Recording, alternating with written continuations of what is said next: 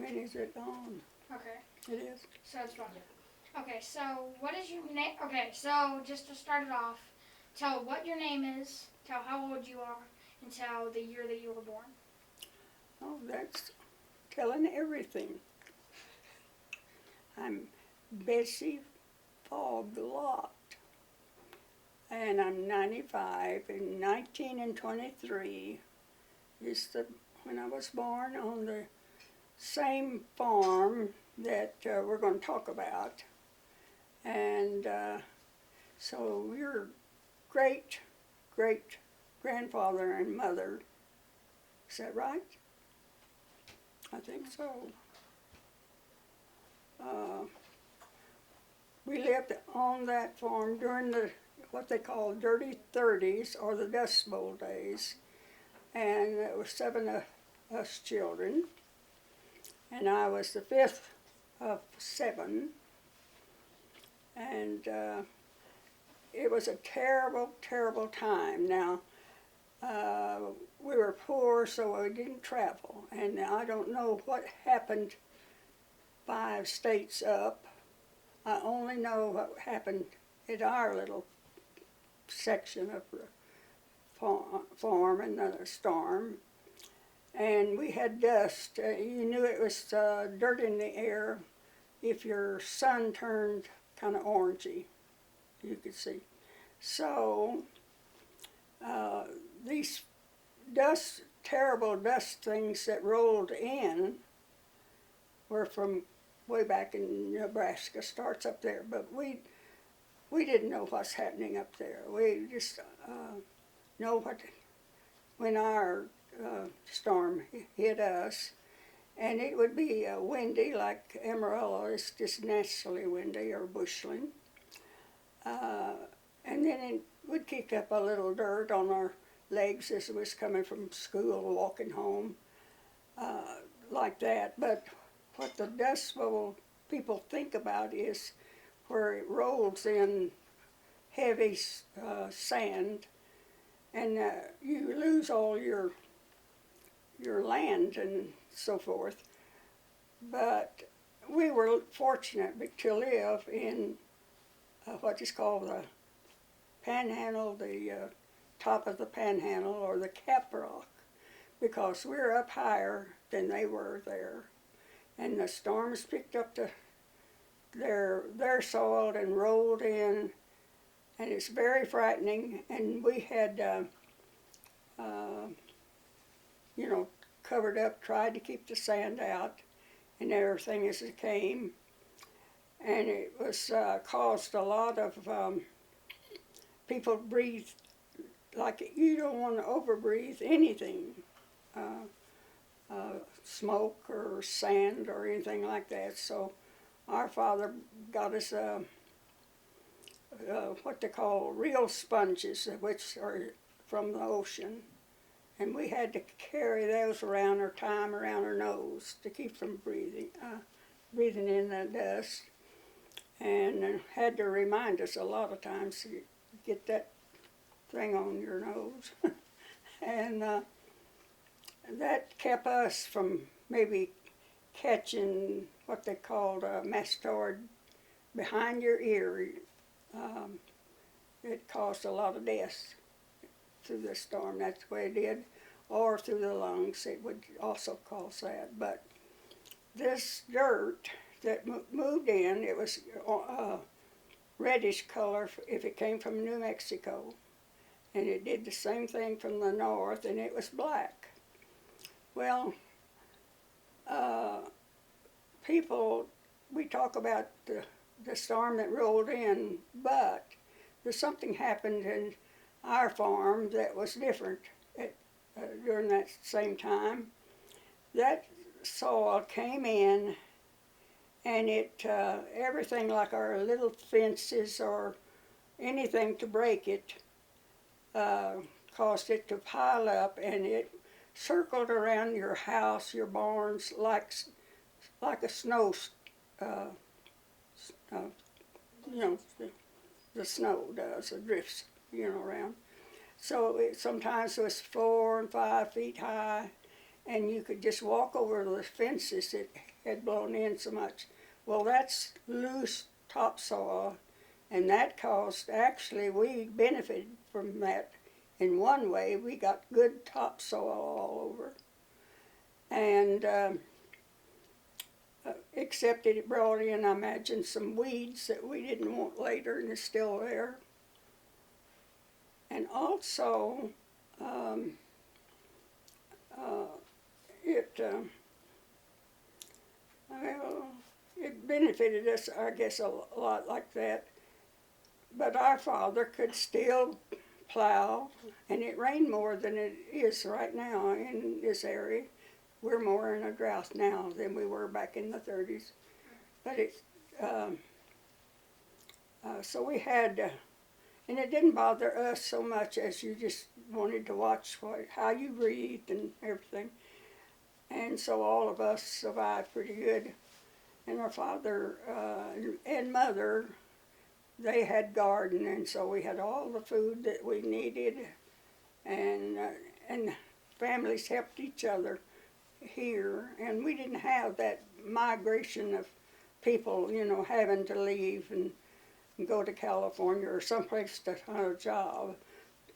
If you owned your farm, you stayed on it, and you worked, and just, you know, I was known as the one to sweep the dirt. I've always been a sweeper. So how old were you when the first Dust Bowl storm hit? Oh, how old was I? I'd have to be, what they're talking about would have to be at least 10, I imagine. Let's see, I just have to guess at that, because I knew more about dust, just a little dust in our air. I experienced that always, you know, we had to, when we were walking from school and everything, but these, it did come over, and those things are frightening, that came just like a storm cloud would, and it would cover everything. I mean, it turned out your chickens went to roost on their own. You didn't have to worry about that. So anyway, we survived it pretty well, and I think we're really proud of our mother and dad, the way they could. My mother was a gardener. She loved flowers and garden, so, and we canned and just, if we pinto beans and cornbread, that was a good meal, and it certainly is, you know, kind of a healthy thing. We ate very well, but things also was terrible because the country, the government, the people had no money, and so they loaned them this and that for different, you know, food for some people to live, and they had to pay that back later on, and it was a hard time, and it went on longer than just the 30s. My parents, there was a drought after that for 7 years. They didn't even make a crop out there, and so that's just what happened around our little place. But that was getting all that sand. If it sprinkled a little bit, it was like going to the, you know, to the bench. You just got out there and played in that sand and rolled in it and covered up in it and all that. And that was kind of a fun thing for kids that didn't care whether we got dirty or not. So, who was president at the time, and did they try to help with any? Well, anything yes, during the Dust Bowl? yeah, yes, in a way. You know, we didn't borrow from the country, but the government did help in a way, and so I don't know how we can sort out everything.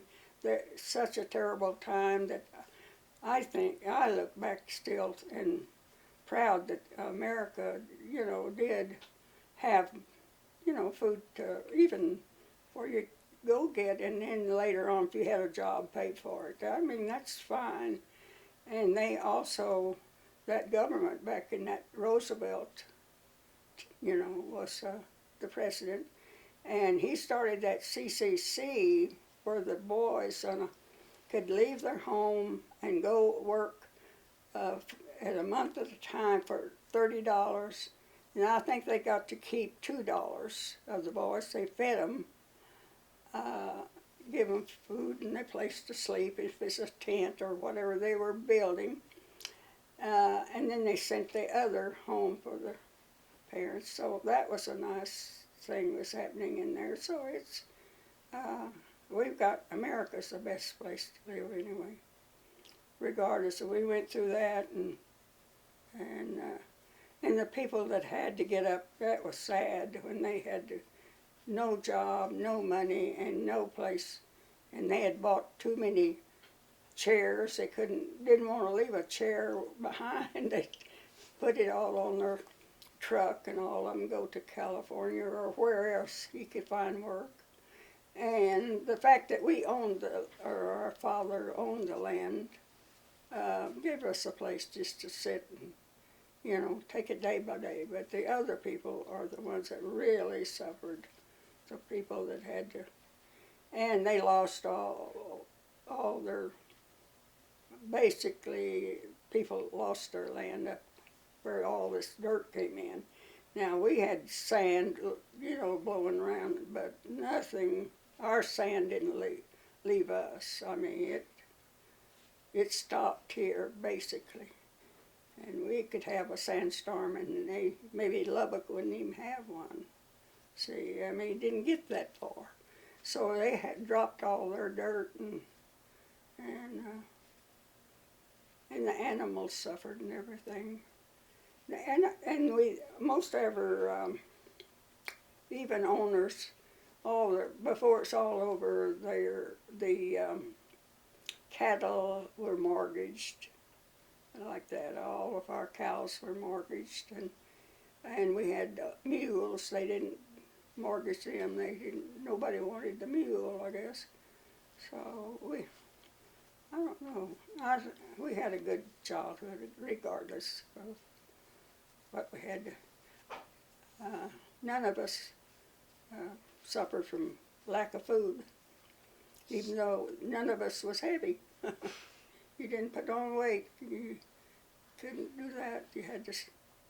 So what else do you want to know, little booger? So, how would you have to play outside if you did it all? Oh, how did we play? When those storms came in, we didn't play outside. We were frightened of them. We were actually frightened of them because it got as dark. The chickens went to roost, and everything. So we went to the cellar, basically, when those big things rolled in. Because you didn't know whether it's, could be tornado in it and stuff, and things like that. So we didn't know, and you didn't have any way of knowing other than just looking at it and like that. You didn't. So what would you eat or drink? What would you have to eat or drink when the storms would hit? We had, our mother cooked for that storm. We'd have, basically we had mostly just like a roast and our vegetables from the garden. And if it's in the wintertime, it was down in that cellar, and you go down and get a jar of this and jar of that. And if you're little bitty, the youngest one, well, they could just only bring up one jug. So two people have to go down and get it. But now we had, our mother cooked and froze, not froze, canned everything. And we also, the land there, we had a lot of fruit trees and stuff. So we had just, you could live off of walnuts, whatever's around. So when you were, like before the dirty 30s, would you eat different things? No. Okay, so, No. did any of your food supplies become like unavailable, or like that you couldn't get it? Yeah, you had no money to go buy. See, go to the grocery store. If now what little we got like that, we would take in eggs, chickens laid eggs, and they milk cows, so they had cream, and our parents would take that in, and maybe live chickens they would sell in exchange for food, and we had we had a little crop all along, not big things, but you could have enough wheat, make enough wheat that you could go and have your flour, milled. At Hereford, Texas, they did that kind of things in exchange for something else. You did a lot of what you call bartering and things. So you've already talked about this kinda, but what caused the Dust Bowl? What caused the The Dust Bowl. Dust Bowl? Way I understand it, over plowing, and now that's one fortunate thing was here. That's way up in Nebraska and Kansas and through there. Here, the reason we were better off, half of our land was in grass. Nobody plowed up everything. It was the native grass here is as valuable as a wheat, as a crop, because there's enough food value in that for the cows to live on and all that. So it was the very fact that we left a lot of our native grass growing, and the ranches. See, we had ranches all through the north upper Panhandle. So I think now I maybe have a different slant on it than most people, but that's what I see happened to us was better than what happened above us. So like what like things would you have to do to help out after a storm hit or before a storm hit? Oh, well, we hung curtains and stuff, anything we could find, newspaper in every little crack in the house and everything like that. We tried to. But I was just born just right to be the sweeper. Everybody else might be doing something else, cleaning up the place. Now, we had a good way. We were fortunate. We had a what we call a well house, and the water back then was so cold it came up from the